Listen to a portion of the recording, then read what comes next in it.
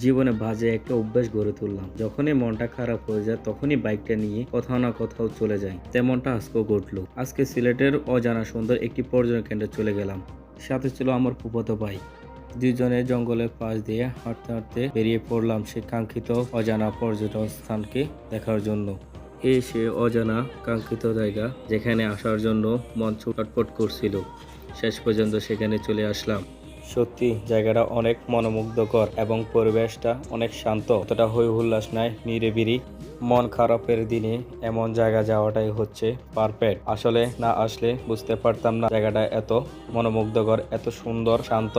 এরকম একটি শান্ত প্রকৃতির পর্যটন স্থানে নিজেকে আর সামলে রাখতে পারলাম না, তাই পানিতে নেমে পড়লাম, অনেকক্ষণ রিল্যাক্স হলাম। আসলে সত্যি রিল্যাক্স হওয়ার জন্য এমন জায়গায় বারবার আসা প্রয়োজন।